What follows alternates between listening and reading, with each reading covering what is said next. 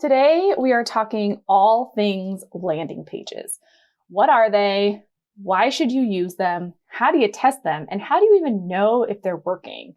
Thank you for joining me on this episode of the Digital Marketing Therapy Podcast. And today we have special guest Ryder Meehan. Ryder has been on a 15-year journey to master the online marketing that fuels business growth. Before co-founding a performance marketing agency, he managed marketing for Razorfish, Fossil, Samsung Mobile, and Tatcha. Today, as CEO of Upgrow, his mission is developing startup-inspired strategies for clients to grow conversions consistently and efficiently.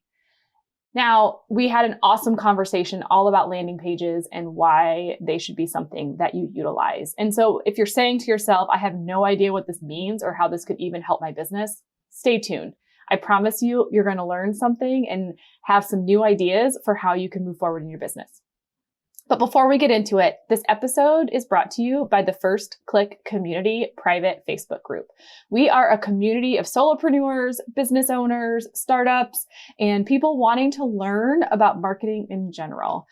It is an awesome community of people just like you having conversation about the digital marketing woes they've got and how we can work through them and get you on your way. Let's get to it. You're listening to the Digital Marketing Therapy Podcast. I'm your host, Sammy Bedell-Mulhern, and each week I bring you tips from myself and other experts, as well as hot seats with small business owners and entrepreneurs to demystify digital marketing and get you on your way to generating more leads and growing your business.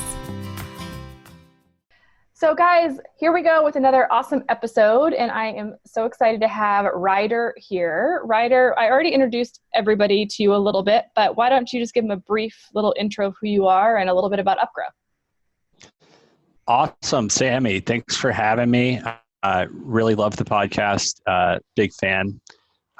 So my name is Ryder Meehan. I'm a digital marketing agency co-founder here in San Francisco at Upgrow. And we focus 100% on performance marketing. So everything we do is going to be tied to an acquisition or a sale of some sort. Prior to Upgrow, I've been in the digital marketing space, like 15 years now. So I've worked at Samsung Mobile, at Fossil, at Tatcha, skincare company, as well as Razorfish. Wow. There's a lot of big brands. I've been around. Well, and our topic of conversation today is landing pages. And I think landing pages are a critical piece to kind of growing your business online, but maybe something that business beginners might feel a little bit overwhelmed with. Yep. Yeah, my interest in landing pages really came much too late in my career, right? So I've been tasked with Google ads, Facebook ads, paid ads, as well as SEO, and basically getting traffic to the site. But it was usually the task of, web designer or developer to build that landing page, build the analytics, and then hopefully convert the traffic. So I almost felt like I was like, here's some traffic, good luck converting it, see ya. I really wanted to have more control. At least have more influence in users actually getting where I wanted them to go as far as converting into a lead or booking an appointment or making a sale, depending on the type of site.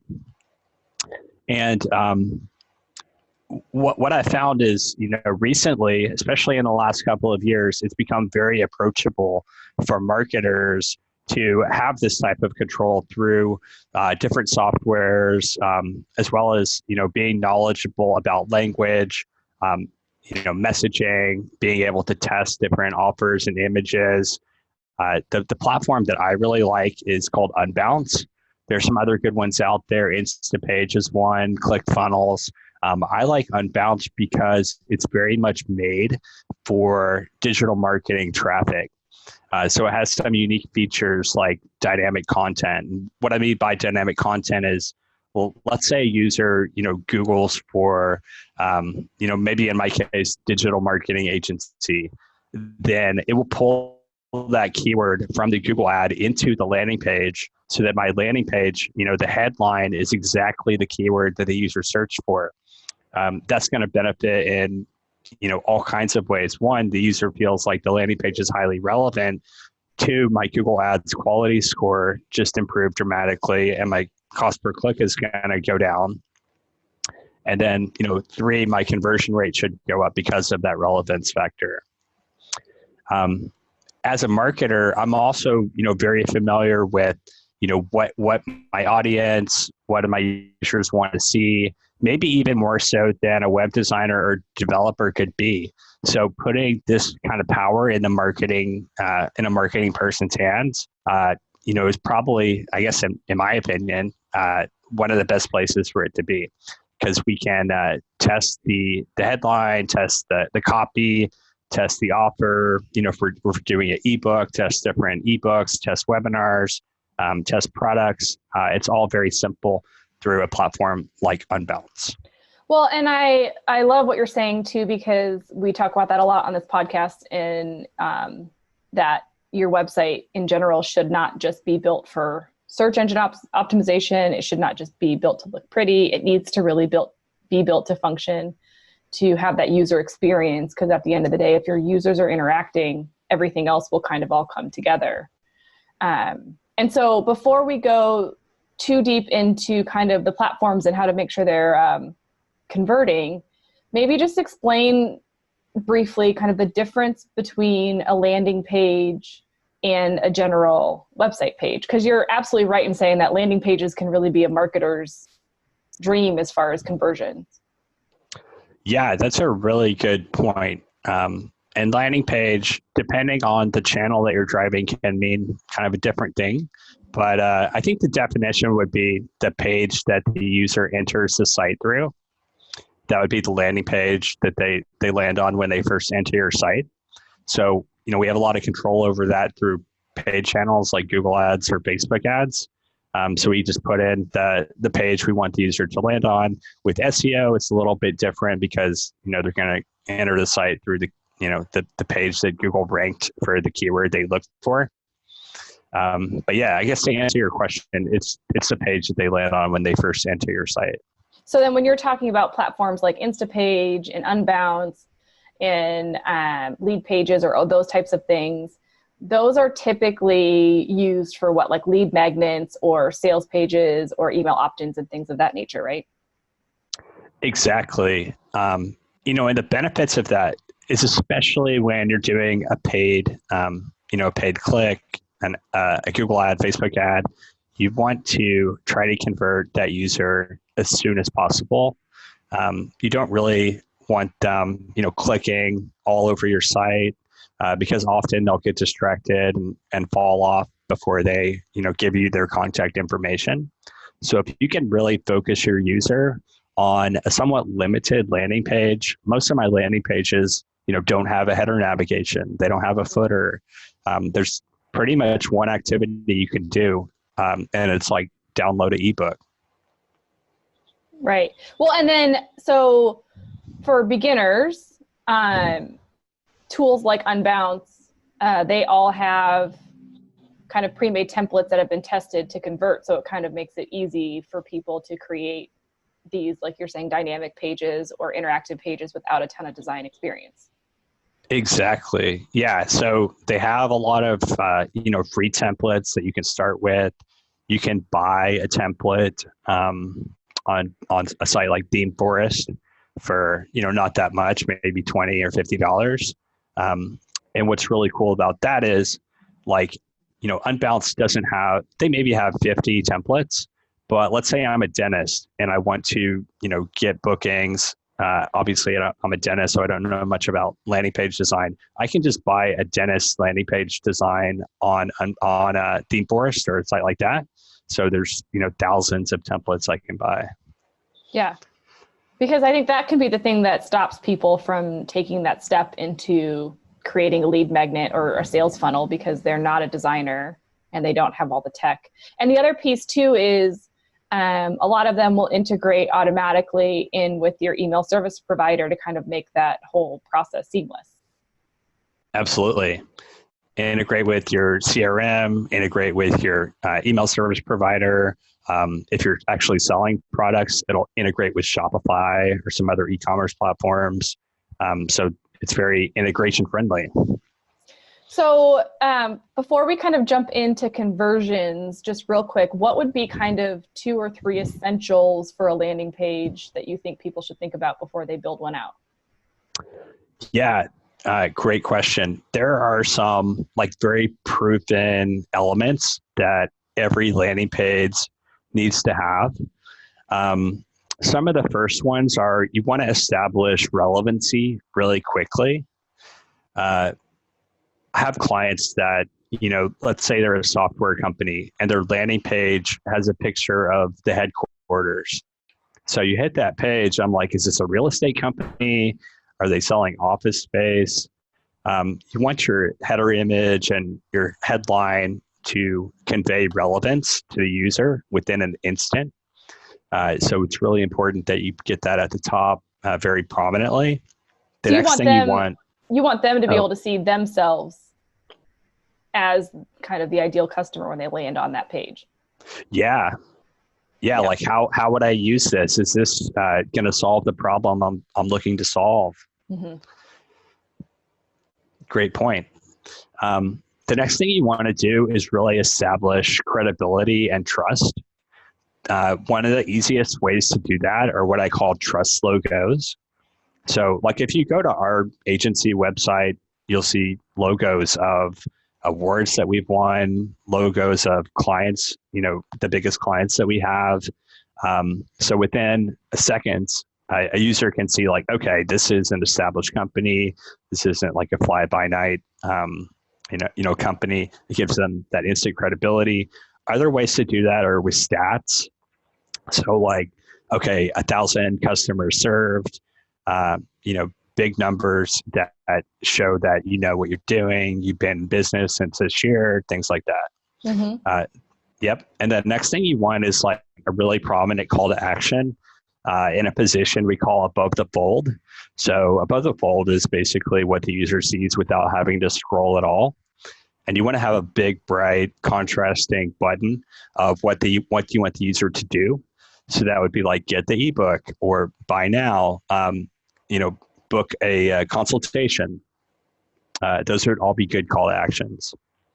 Okay, so then one of the things that you mentioned earlier was kind of conversions and testing.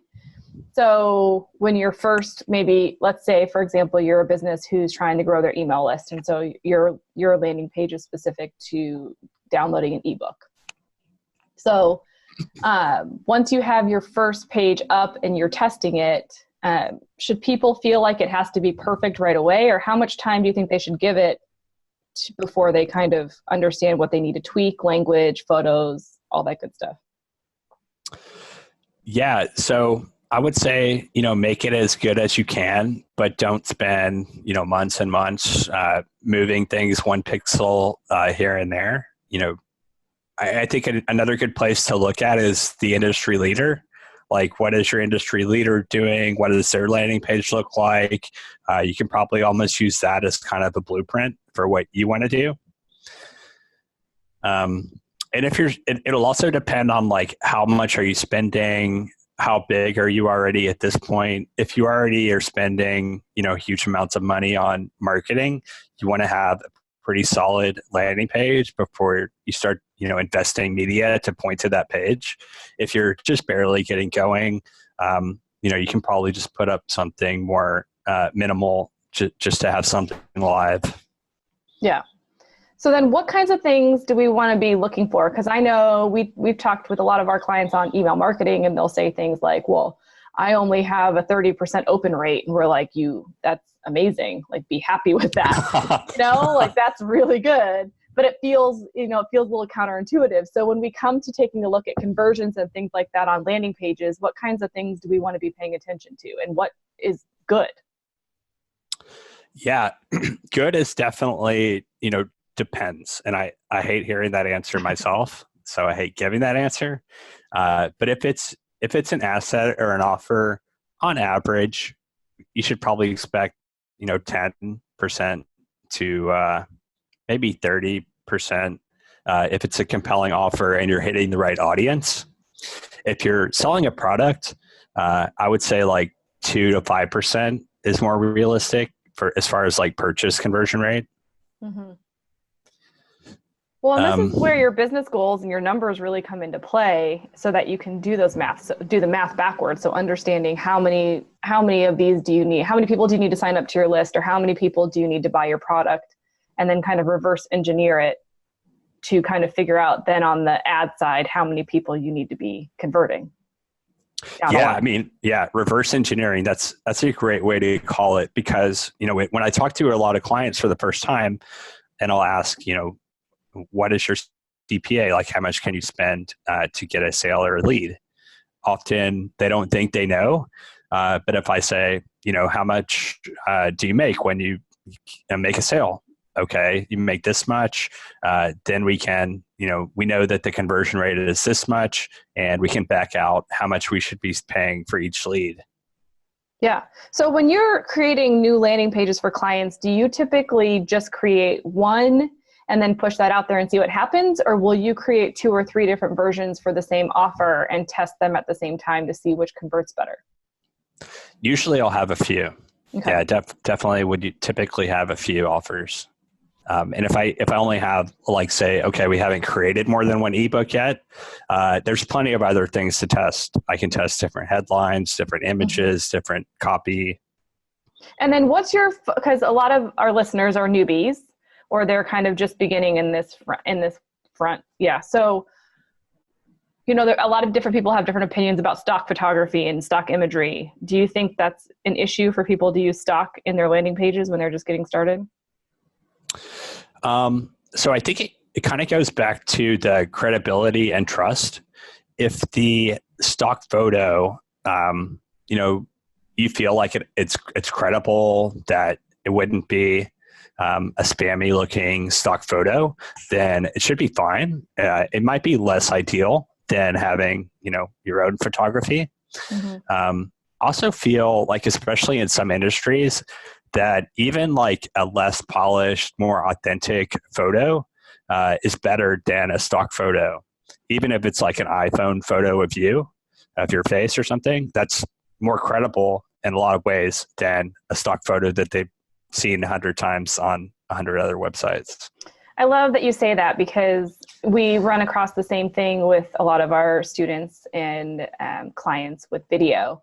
You know, that feeling that everything has to be super polished and perfect. And my feeling, and tell me if you disagree, but my feeling is almost that authenticity, like you're saying, is there. They'd rather see your face in all of your mistakes than see something that's hyper polished, because that almost feels fake and edited and too perfect. 100% agree. Yeah, 100% agree. I just did a test with a telemedicine client where we had professional photography, and we tested that against iPhone photography that they had before. And the iPhone photography, you know, outperformed it pretty significantly. That's a great lesson. And I think something really important for people to keep in mind, that perfection is not, people don't need to see super polished perfection. They want to see you being you and being real and connect to you and your business. 100%. Yeah. So what do you think is maybe one of the biggest mistakes that people make, or some of the biggest mistakes you've seen when people are creating their offers and their landing pages? I think trust is huge. Like, just make sure a user, you know, ask your friend, ask your neighbor, hit this page. Do they instantly know what you're selling or what you want the user to do, as well as trust the site that you're a reputable company? So make that a really high priority. Within a few seconds, a user should do that. Some other things are, is your content relevant? So if you offer a wide range of products, you need to have, you know, ideally a wide range of landing pages, so that, you know, imagine if Amazon, if I'm looking for shoes and I go to Amazon and they take me to the homepage, I mean, I'm probably 8 clicks away from finding a pair of shoes. So the more relevant the landing page, even if it means you need to create a series of pages, is definitely worth it. That's such a great point. because the whole point of the landing page, like you mentioned earlier, is minimizing those clicks. Yeah. And getting them to the end goal. So one of the other things you've mentioned several times is, Google ads and Facebook ads. If people are feeling like that's just not in their budget, do you have any other ideas for folks to kind of drive traffic or things you've seen working? Yeah, I mean, SEO is always a good one. If you can create, in landing page and these conversion landing pages, you can point to them from your own site, right? Mm-hmm. So if I have a blog, I'll just add a button at the end of the blog that points to this conversion page, this conversion landing page. So I can promote it on my own site from my blog. If I'm doing SEO and creating a bunch of content, I can drive those content pages to this page. I can post on my social media channels. If I'm networking with bloggers or doing guest posts, I can send them the link. So there's a variety of ways I can get traffic to the site. Well, and I mean, we'll get to this a little bit later, but when we have guests on our podcast, we always ask kind of what they want to promote. So even doing guest podcasts or guest interviews on YouTube channels is another great way to kind of grab that organic traffic. Absolutely. Yeah. Yeah. Well, I think for those of you listening, the key takeaway here is really to make sure that you're putting together those right sales funnels. And I think sales funnels is a word that gets people overwhelmed, but really it doesn't have to be complicated. But keeping in mind those offers that lead people to making the purchase, and then creating that landing page to support that, and start with one, test it, and pay attention to your conversions, and then keep kind of building from there. Right? Yeah, that's a great way to break it down. And like, again, I really recommend using the industry leader, their page as a blueprint. Mm-hmm. Like, look what they're saying, look what they're messaging. There's a good chance they've been testing their landing page for some time, and you can kind of benefit from the testing that they've done. Well, do you have clients though? So this is what happens with a lot of people is I think they take a look at their industry leader and then they go into imposter syndrome mode. And then all of a sudden they're like, well, we can't do it as good as them, or we're not as good as them. And it almost paralyzes them. So I think it's taking a look at the industry leader because, like you said, they've already tested it, but then give it your own touch. Yeah. I mean, even beyond your landing page, you want to differentiate your business, right? You don't want to go head to head with a huge corporation that has tons of resources. So you want to have your differentiation point. You want to, you're probably targeting a niche audience where they're targeting a mass audience. So make sure that comes through on your landing page that, hey, this product is specifically for you. Yeah. Are there any other conversion things that people should be tracking besides sign up or download, whatever that specific action is on that page? Is there anything else they should be looking at for a successful landing page? Yeah, I mean, other examples of things to track would be if you link to social media, you may want to track people that click over to your Facebook or Instagram page. If you have a phone number on there, you may want to track click to call. If people click the phone number and call you, you can track that. If you have more than one type of conversion on the page, you want to make sure everything's tagged. If you have a video, you could track video views as well. Mm-hmm. A really good strategy is optimizing your thank you page too. So let's say you have an ebook. They've downloaded the ebook. They hit a thank you page. Thanks for downloading the ebook. Here's the file. Go ahead and use the rest of that page to say like, hey, want to go ahead and book a consultation? Want to go ahead and sign up for the webinar? So it's a really good place to go ahead and take them one more step further in your funnel because they're already, trusted you enough to give you their email address. They're already in an engagement with you. Why not go ahead and offer them the next step right away? That's awesome. Well, and if you're running Facebook ads, making sure those Facebook ads are optimized for a conversion onto that thank you page, right? So you're tracking their. Oh yeah. Yeah. Especially when you're paying for an ad, you want to, really increase the chances that you're going to capture a user's contact info. And if you're selling a freebie or not selling, if you're giving away a freebie or an ebook, then those conversions are all the more important because that's a great audience that you can target in the future. Yeah. Or a paid offering. Yeah. Yeah. And on the analytics, I'll give you kind of the programs or the system that I like to use. Google Tag Manager, if you're not familiar, makes it much simpler to track conversion events. Conversion event would be like submit a form or watch a video. So I like to have Google Tag Manager. I'll put Google Analytics in Google Tag Manager. What's also cool about Tag Manager is I can put all of my pixels in there. If I have a Facebook pixel, if I have other types of pixels that you may want, and I can put all that in Tag Manager. And then another platform I like, I guess I'm kind of a Google loyalist when it comes to analytics, is Google Data Studio. Mm-hmm. Have you played with this yet? I have, yeah. Yeah, it's pretty sweet. What's really nice about it is, with Google Analytics, it can be overwhelming. There's so many reports. There's so many, things to look at. Building a Data Studio dashboard can really just elevate exactly the things that you want to see.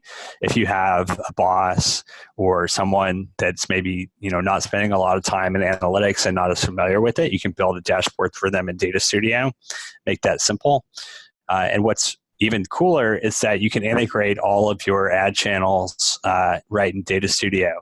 So you don't have to log into Facebook ads and then log into Google ads, log into Twitter ads, export it, do some Excel, Ninja type activities with pivot tables and whatnot.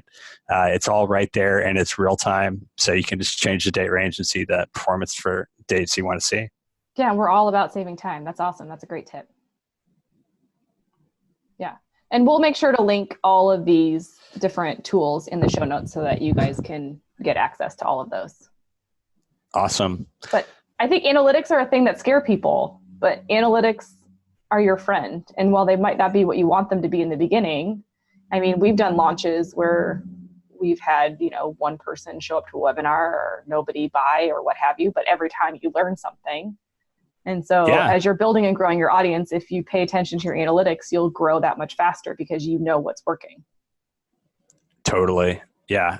100% agree. Yeah. And it's free. So why not? Right. Okay. So I want to geek out on analytics for just a second here with me, if you can bear with me. But when things are performing like you want them to, how do you know which is the first place to go to kind of make the tweak? Like, how do you know if it's your language that needs to be tweaked or your imagery or you just don't have the right offer? Yeah, I think the main thing is that you control your tests. So if you're doing an A/B test with your landing page, you don't want to have a version with a different ad, a different copy, and a different offer. You want to test and isolate one thing at a time. So then you understand like what was the difference between the two. But yeah, I mean, the best way to learn is to test. Mm-hmm. Yeah. Well, I think the other thing too is making sure you don't have too many offers going at once. Like if you're just starting out, start with one core offer, dial that in before you feel like you need to do 3, 4, or 5 more. Yeah. I mean, you can't make decisions based on 8 clicks. So you don't, if you have 8 clicks, you want to concentrate them on one landing page instead of 8. Another cool tool, and it's also free for most users, unless you have a huge amount of site traffic, is Hotjars. Yep. Hotjars, you played around with this? Yep. Pretty sweet. So it does heat map tracking as well as user screen recordings. So with the heat map tracking, you can see where users are clicking, where they're scrolling. And with the screen recordings, you can see their mouse moving around. And often with that, you can see where they're getting stuck. Like they're kind of, moving their mouse as they're reading the copy on your landing page. And if they get to a point and like hit the exit button, then you're like, oh, they probably didn't understand that paragraph. Mm-hmm. The nice thing about Hotjar is that you can see in Google Analytics what pages people land on and like how much time they spent on it. But Hotjar allows you to see where on your page they're spending the most amount of time so that you can see what is the most impactful part of that page, which you can't see with regular analytics. Yeah. Yeah. No, that's fun. Well, I appreciate your time, Ryder, and I think you've shared some amazing tips with everybody as far as, what a landing page is and kind of how they can maximize that. Is there any kind of last bit of wisdom that you want to share with everybody? I'll share, one thing that I've been testing recently. I kind of call it like pre-warming landing pages. And this is really good if you do get some press or a blogger reviews your product. What I'll do is point my traffic to that blog or that press. Let them read about me in that kind of third-party review, and then that review can point to my conversion landing page. Oh, awesome. Yeah. So let's say I have a new skincare, cream or something. A blogger writes a really good review about that. The blogger says like, hey, go try the product. Here's the link. That points to your landing page. And then the user is like, oh, there's so much less selling that you have to do on your landing page because that blogger or that third-party reviewer has already qualified you for the user. That's awesome. That's the beauty of, backlinking in general in SEO is a very powerful tool for that same reason. And so to convert them to a landing page makes a ton of sense. Yeah. That's awesome. Well, you've given a lot of helpful information, and I know that you guys have a lot of additional resources for people. So if they want to learn more about Upgrow or landing pages and kind of what you do, how can they find out more about you guys? Yeah, so find me at upgrow.io is our website. Also, I'm doing next Wednesday, I'm doing SEO audits, like live SEO audits. So you shout out your domain. I'll give you some feedback on what you can do to improve it. So I'll put some information about that on the site too. But yeah, find me at upgrow.io. Awesome. And we will post, like I said, all the links in our show notes for you guys. So you can check that out at thefirstclick.net/podcast. And thank you again so much, Ryder. And I appreciate you sharing all of this information with our listeners. Sammy, I really appreciate it. Loved the conversation. And thanks so much. We'll talk soon. Have a good one. I just want to give another huge thank you to Ryder from Upgrow for joining me on this episode. I think he provided a ton of knowledge, and I think there's a lot of great things that you could take away from this episode, and I would love to hear what your favorite takeaways were. So head on over to thefirstclick.net/podcast and leave us a message in the comments. What was the biggest thing you learned, and do you have landing pages that work for you?